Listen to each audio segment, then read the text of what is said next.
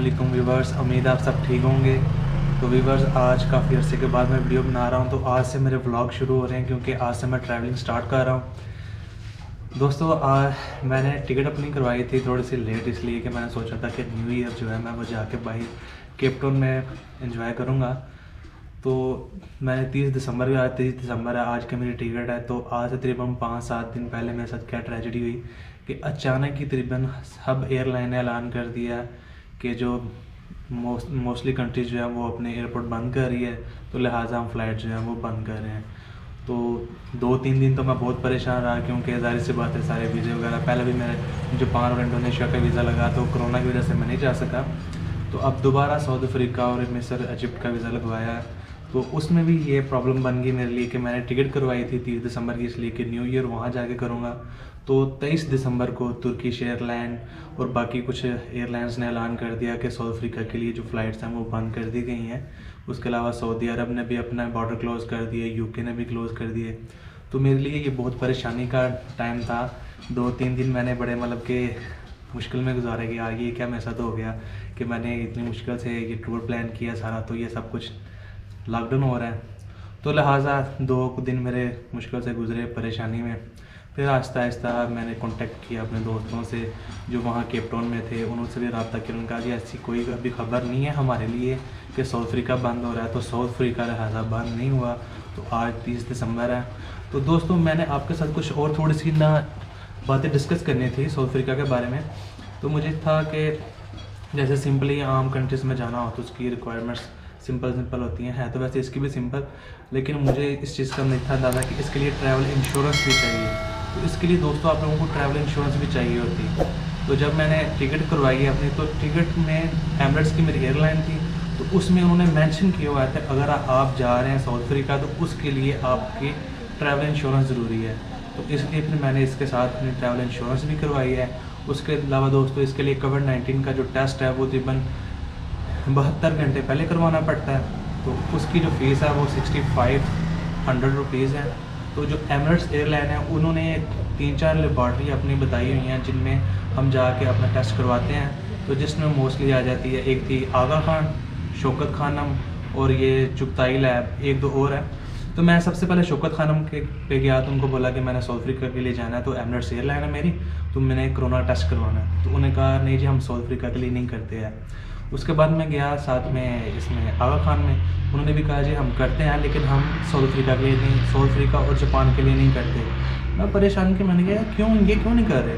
उसके बाद मैं चुगताई लैब पे गया तो फिर जाकर मुझे पता चला कि जो है साउथ अफ्रीका और जापान वो रिपोर्ट के साथ सर्टिफिकेट मांगते हैं। तो दोस्तों, सर्टिफिकेट क्या होता है कि सर्टिफिकेट में वो जिस डॉक्टर ने रिपोर्ट जो बनाई होती है उसका नाम, उसके सिग्नेचर, उसने अपना सारा लिखा होता है कि ये बंदा वाकई में इसके अंदर कोई कोरोना का मतलब कि कोई वायरस नहीं पाया गया, तो ये बंदा क्लियर है। तो जो आम वैसे जो लोग बांट रही हैं उनमें मोस्टली डॉक्टर नहीं होते, अगर होते भी हैं तो वो अपना रिस्क नहीं लेते नाम लिखने का। तो इसलिए साउथ अफ्रीका और जापान ये साथ सर्टिफिकेट मांगते हैं। इस वजह से जो है ना वो ज़्यादा जो है नहीं थे कर रहे, टेस्ट नहीं थे कर रही, सिर्फ ये चुगताई लैब ने की है। तो कोरोना टेस्ट आ गया, तो आज हम जा रहे हैं, तैयारियाँ मुकम्मल है इंशाल्लाह। मेरी 8 बजे की फ़्लाइट है, तो इंशाल्लाह अब आगे मज़ीद जो इन्फॉर्मेशन मिलती है, कई दोस्तों ने कहा है कि इमिग्रेशन जो है वो बहुत तंग करती है।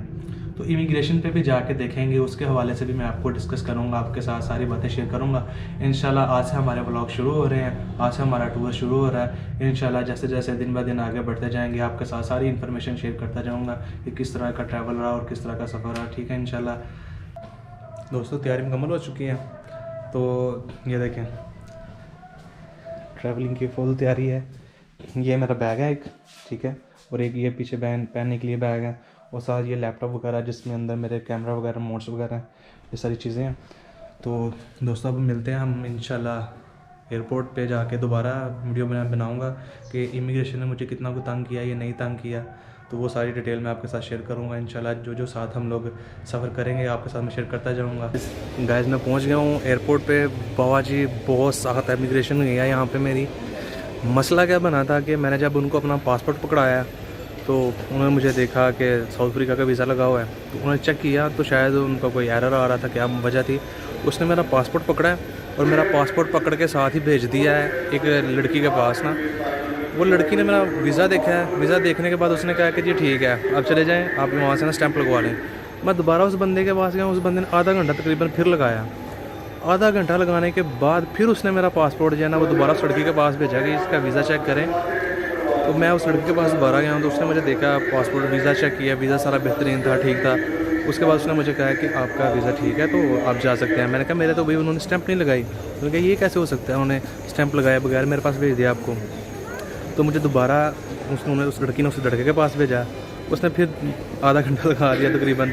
फिर उसने उसके ऊपर स्टैंप लगाई, फिर उस लड़के के पास भेजा, फिर वो क्लियर हुआ। तो वाकई में जिन लोगों के पास साउथ अफ्रीका का वीज़ा है ना, उनको ये तंग ज़रूर करते हैं। तो आप लोग जब भी आएँ तो प्रिपेयर होकर आएँ, कोई डरने की बात नहीं है, कॉन्फिडेंस बस होना चाहिए।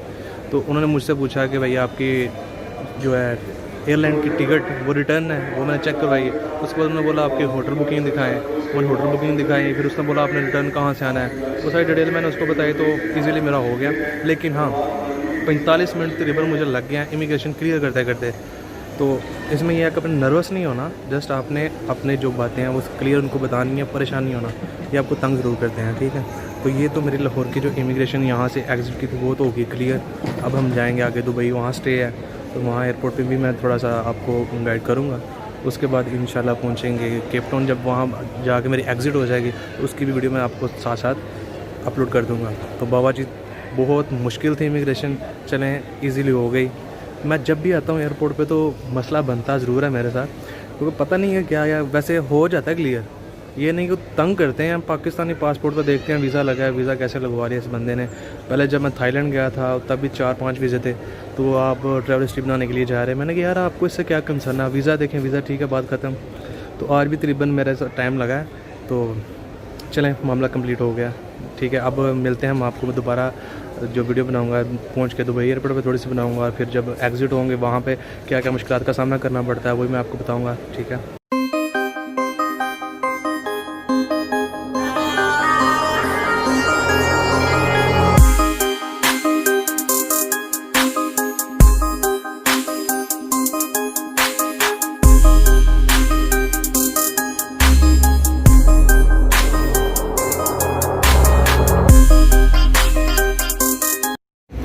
तो दोस्तों फाइनली मैं पहुंच चुका हूं दुबई एयरपोर्ट पे। तो सुबह 8 बजे मेरी फ़्लाइट थी, जो कि 1 घंटा तखीर से 9 बजे चली। और यहाँ जो कि दुबई जो है पाकिस्तान से 1 घंटा पीछे है, तो यहाँ हम पहुँचे थे 11:30 बजे, तकरीबन पाकिस्तान के 12:30 बजे। तो अब यहाँ से मेरी 3:55 की फ़्लाइट है केप टाउन के लिए। तो कोरोना में कोई ख़ास मैंने इतना देखा नहीं, लेकिन हाँ इमिग्रेशन में थोड़ी सी सख्ती थी। और एयरलाइन वालों ने भी थोड़ा सा मतलब कि हमें गाइड किया कि एक दूसरे से फासला बना के रखें। तो उन्होंने हमें ये किट दी थी, ये किट दी थी, ठीक है। इसके अंदर उन्होंने क्या दिया था कि 2 मास्क थे, उसके अलावा हमें जिन्होंने दिया था वो था साथ हैंड सैनिटाइज़र। ये देखें, ये हैंड सैनिटाइज़र पैकेट्स में 4 पैकेट थे। उसके बाद ये ग्लव्स हैं, ये 2 पैकेट थे, जिसमें 2 ग्लव्स थे इस्तेमाल करने के लिए। तो हम दुबई एयरपोर्ट पे आ गए। यहाँ पे देखें ऐसे ही मास्क के बगैर ही बैठे हुए हैं, इतना कोई नहीं है जितना शोर मचा हुआ है कि कोरोना। यहाँ पे फ़िलहाल तो कोई सिचुएशन ऐसी नहीं है। तो अब इंशाल्लाह आगे केप टाउन पहुँचते हैं। यहाँ 3:55 पे मेरी फ़्लाइट है। ये मैं बैठा हूँ इधर ही अपने B12 गेट पे ही इंतज़ार कर रहा हूँ। 3:55 पे मेरी फ़्लाइट। तो इंशाल्लाह केप टाउन पहुँचते हैं, वहाँ पे इमिग्रेशन में जो होगा वो भी आपके साथ शेयर करूँगा इंशाल्लाह। उम्मीद है कि वहाँ से भी निकल जाएंगे। पाकिस्तान से आ गए हैं तो पाकिस्तान तो आगे केप टाउन से भी इंशाल्लाह निकल जाएंगे। तो फिर अब बाकी वीडियो का पार्ट हम वहाँ जाके बनाएंगे, तो वहाँ जाके वीडियो को वाइंड अप करेंगे। ये जी एमरेट्स एयरलाइन वालों ने फ़ूड दिया है। इन्होंने 3 दफ़ा वैसे फ़ूड दिया है मुझे, लेकिन ये सबसे डिलीशियस था, इसलिए मैंने इसको रिकॉर्ड किया है। अस्सलाम वालेकुम दोस्तों, फाइनली मैं अपने होटल में पहुँच चुका हूँ। तो रही दुबई होटल के बाद, दुबई के एयरपोर्ट के बाद मैंने उसके बाद कोई वीडियो शूट नहीं की। उसकी वजह ये थी कि जब हम प्लेन में बैठे थे तो मुझे इस चीज़ का अंदाज़ा नहीं था कि मैंने टिकट पे देखा नहीं था कि 10 घंटे की फ़्लाइट थी। तो अब तक का मेरा सबसे लंबा सफ़र ये था कि जिसमें 10 घंटे की फ़्लाइट थी। तो 10 घंटे की फ़्लाइट, कभी सोए कभी उठे, बुरा हाल हो गया। जब केप टाउन के एयरपोर्ट पे पहुँचे, पिछली इमिग्रेशन के बारे में जो कुछ हुआ मैंने आपके साथ बताया था। तो अब मैं जब पहुँचा यहाँ केप टाउन एयरपोर्ट पे पहुँचा, तो वहाँ पे तकरीबन 3 जहाज़ जो थे वो आए थे, 3 जहाज़ लैंड किए थे। तो 3 जहाज़ों के इकट्ठे लोग एक ही जगह पे, ठीक है, कम से कम 600 से 700 लोग थे। तो इतनी लंबी कतार थी। इमिग्रेशन के सिर्फ 2 मतलब के काउंटर थे जहाँ हमने इमिग्रेशन अपनी करवानी थी। तो इतने ज़्यादा लोग थे कि गर्मी यहाँ पे थी, वो एयरपोर्ट पे बहुत गर्मी थी। यहाँ तो मौसम माशाल्लाह काफ़ी अच्छा खुशगवार है, ठंड नहीं है कि कपड़े जो मैंने पहने इसमें मुझे पसीना आ रहा था। लेकिन अभी ये है कि वेदर अच्छा हो गया, बादल बन गए हैं ऊपर और हवा चल रही है, मौसम अच्छा हो गया। तो जब वहाँ इमिग्रेशन के लिए 600-700 बंदों के बाद जब मेरी बारी आई तो मैं पसीनों पसीनी हो चुका था, इतना थक गया। तो इमिग्रेशन वहाँ से करवाई तो मेरे ख्याल में जो लाहौर वाले हैं वो ज़्यादा तंग करते हैं। मतलब कि जितना सोचा था कि केप टाउन में मतलब कि जाएंगे तो वहाँ पे इमिग्रेशन में मसला ना आए, तो यहाँ पे ऐसा कोई मसला इतना नहीं आया। उन्होंने सिंपल मुझसे क्वेश्चन पूछे कि आप कितने दिनों के लिए यहाँ पे आए हैं, तो उसके बाद आपने किधर जाना है, आपकी रिटर्न टिकट किधर है, आपकी होटल बुकिंग किधर है, सिंपल इतना सा काम था। उसके बाद उन्होंने मुझे जाने दिया। तो उसके बाद जब एयरपोर्ट से बाहर निकले तो वहाँ मेरा दोस्त मुझे लेने आया था। तो मेरा हाल इतना बेहाल हो चुका था कि मेरा दिल ही नहीं किया वीडियो बनाने को, कुछ भी शूट करने को दिल ही नहीं किया, इतना मुझे पसीना आ रहा था। ऊपर से जैकेट पहनी हुई थी, मैंने कोट पहना हुआ था, वो अपने लास्ट वीडियो में मैंने देखा होगा आपने मेरा जो पहले शूट किया। तो जब मैं बाहर निकला तो वो ज़ाहिर सी बात है एयरपोर्ट के 2-3 रास्ते होते हैं निकलने के। मैं जिस रास्ते से निकला वहाँ मेरा दोस्त नहीं था, तो वहाँ से फिर मैंने कॉल की उसे कि किधर हो, वो मुझे पता ना चले। फिर वहाँ से मैंने किसी लोकल बंदे से बात करवाई, उसने बताया कि वो दूसरी साइड पे है बंदा। तो मैं दूसरी साइड पे गया, वहाँ से जाकर रास्ता पूछा कि वो बंदा इस जगह हमारा खड़ा, तो वो जगह किधर है। तो उन्होंने मुझे बताया जिधर वो खड़ा था उसके अपोजिट बता दिया। फिर मैं सारा सामान लेके उस तरफ गया, तो उधर जाके फिर मैंने उसको कॉल की तो वो कह रहा भाई मैं उस तरफ खड़ा हूँ। तो फिर उधर से मैं दोबारा सामान लेके उसके पास गया, इतने में मुझे पसीने फुल हो गया। फिर मैं उसकी गाड़ी में बैठा आराम से, फिर आगे खाना शाना खाया। तो सिम भी मुझे उसी ने ले दी, तो अभी तक तो मेरा कोई ख़र्चा नहीं आया। हाँ, सिम ली तो उसमें जब मैंने बैलेंस करवाया था वो यहाँ की जो करेंसी है रैंड जिसे बोलते हैं वो 100 का करवाया था, उसका पैकेज करवाया, मतलब कि मैप शैप इस्तेमाल करने के लिए। अभी तक तो मेरा यही खर्चा है। कोई खाना भी उसने मुझे खिला दिया था, दोस्त था मेरा, तो वो अब मुझे होटल पे ड्रॉप कर गया। तो मेरी इस वक्त हालत बहुत ख़राब है, तो इस वक्त तो मैं सोने लगा हूँ। इंशाल्लाह जब रिलैक्स होंगे, उठेंगे, नहा धो के फिर इंशाल्लाह बाहर निकलेंगे, फिर यहाँ के माहौल के मुताबिक आपको बताएंगे कि ये किस तरह की कंट्री है। तो दोस्तों सबसे जो मेरे लिए हैरानकुन बात ये हुई कि आते ही मुझे डरा दिया, उस मेरे दोस्त ने डरा दिया हुआ यूँ कि जब मैं एयरपोर्ट से निकला अपने दोस्त के पास गया, गाड़ी में बैठा, तो उसने मुझे ना बैठते मुझे न्यूज़ सुनाई कि यार एक पाकिस्तानी बंदा ना यहाँ पे कत्ल हो गया। उसने मुझे उसकी पिक्चर दिखाई तो देख के मैं हैरान परेशान हो गया। मैंने कहा यार ये किस कंट्री में आ गया हूँ, तो बाहर भी नहीं निकलना, मैं तो डर गया एकदम से ना। तो उसने मुझे वो पिक्चर दिखाई तो हुआ यूँ था कि डरबन यहाँ से तकरीबन 1500-1600 किलोमीटर दूर है, वहाँ ज़्यादा पाकिस्तानी और इंडियन कम्यूनिटी है। वो एक ही मॉल में काम करते थे दोनों लड़के, एक ही शॉप थी और एक बाहर काउंटर लगाता था। उनका आपस में झगड़ा हुआ है, तो दोनों ही पाकिस्तानी थे और एक पाकिस्तानी ने दूसरे आदमी के गले पे छुरी चला दी और वो बंदा बेचारा उधर का उधर ही मर गया। तो उसने वो मुझे पिक्चर दिखा रहा था कि अभी तुम्हारे आने से जस्ट 5-6 मिनट पहले यह वाक़या हुआ है। तो मैं परेशान मैं गया यार किस कंट्री, मैंने कहा यार भाई इसका क्या बनेगा। कहता भाई ये साउथ अफ्रीका है, यहाँ कुछ भी नहीं बनना, कल तक वो छूट जाएगा, बस इतनी सी बात है। मैं तो भाई शॉर्ट फुल, तो मेरे माइंड में ये है कि भाई अब मैंने यहाँ पे बाहर नहीं निकलना।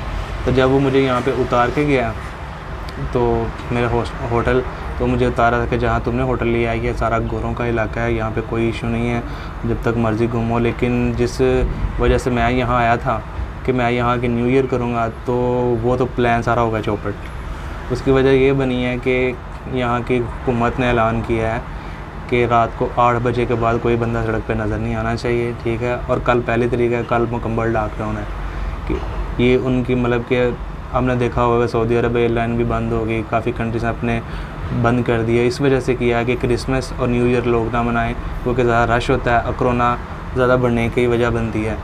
तो एट द एंड बात ये है कि लोग कहते हैं कोरोना है, तो मैं कह रहा था यार कौन बेवकूफ़ लोग हैं इतने कोरोना में जो निकलते हैं। चलो मेरी तो मजबूरी बनी थी, अब वीज़ा पहले भी लगवाया था मैंने जापान वगैरह का, तो वो मैंने उसमें नहीं गया, तो अब दोबारा साउथ अफ्रीका का लगवाया। अब भी ना आता तो शायद मुझे बाद में इमिग्रेशन वाले वीज़ा भी ना देते कि यार ये बंदा बस वीज़ा लगवाता है और जाता कहीं है नहीं। तो मैं यहाँ जब आके देखा कि यार जब लाहौर से आया था तब भी फ़्लाइट फुल भरी हुई थी। आगे से जब वहाँ से दुबई से इधर केप टाउन आया हूँ तो हमारी फ़्लाइट भी भरी थी, उसके अलावा जो 2 आई थी वो भी भरी हुई थी, मतलब 700-800 बंदा था उधर। कि वो सारे कहाँ है कोरोना, सारे इतने लोग थे। हाँ, SOPs का ख्याल रखा गया है इस एयरपोर्ट पे केप टाउन में, कि फासले पे खड़ा किया था सबको, ठीक है, प्रॉपर तरीके से उन्होंने सबको निकाला है। कोरोना का लोगों को कोई डर नहीं है, इतने लोग एंजॉय करने के लिए घूम रहे हैं, फिर रहे हैं। साउथ अफ्रीका का कह रहे थे यहाँ पे नया कोरोना आया है, नया कोरोना आया, गोरे सारे, कोई जर्मनी से, कोई कहीं से सारे लोग इधर आए हैं घूमने फिरने के लिए। कोई नहीं कोरोना को मानता। अच्छा, थोड़ा सा दोस्तों पॉइंट बेसिक हो गए थे कि अगर आप केप टाउन इंटरनेशनल एयरपोर्ट पे आ रहे हैं, तो अगर आपके यहाँ कुछ जाने पहचाने वाला नहीं है, तो आप सिंपली एक उबर ऐप डाउनलोड कर लें। यहाँ पे उबर चलती है, तो उबर से अपनी उबर बुक करें और तकरीबन 200 रैंड जो कि यहाँ चलते हैं, पाकिस्तानी 10,000 रुपये का एक रैंड है, तो वो 200 रैंड लेते हैं। तो केप टाउन इंटरनेशनल एयरपोर्ट से आपको जहाँ मतलब कि ये घूमने फिरने वाला एरिया सारा यहाँ पे आपको ड्रॉप कर देंगे। उसके अलावा जो 200 सिम है यहाँ पे तकरीबन फ्री है, 10-20 रैंड की सिम मिल जाती है। उसके अंदर जो पैकेज करते हैं वो तकरीबन 100 रैंड का होता है, 1 GB वो, जितना आप उसमें ये है कि वीडियो कॉल वगैरह कर सकते हैं, मैप वगैरह यूज़ कर सकते हैं। उसके अलावा हॉस्टल का वाईफाई होता है वो आप यूज़ कर सकते हैं, ठीक है। तो दोस्तों उसके अलावा जो मैंने ट्रैवल इंश्योरेंस करवाई थी, उन्होंने कहा था एयरलाइन वालों ने कि ट्रैवल इंश्योरेंस ज़रूरी है, तो वो तो पूरे रास्ते मुझसे किसी ने नहीं पूछी है। वहाँ लाहौर भी किसी ने नहीं देखी है, दुबई में भी नहीं किसी ने देखी, यहाँ केप टाउन में भी किसी ने नहीं देखी। बहरहाल उन्होंने कहा तो ज़रूरी करवा लेनी चाहिए। सम टाइम उन लोगों से उन्होंने पूछा भी, लेकिन मुझसे तो उन्होंने देखी भी नहीं है मैंने ट्रैवल इंश्योरेंस करवाई है भी कि नहीं। तो दोस्तों इंशाल्लाह अब नए ब्लॉग पे मिलेंगे। अभी तो मैं बिल्कुल थका हुआ हूँ, सोने लगा हूँ, तो सो के उठेंगे तो फिर इंशाल्लाह एक्सप्लोर करेंगे। आज का दिन तो सो गुजरेगा, तो कल इंशाल्लाह मैं आपके साथ शेयर करूँगा।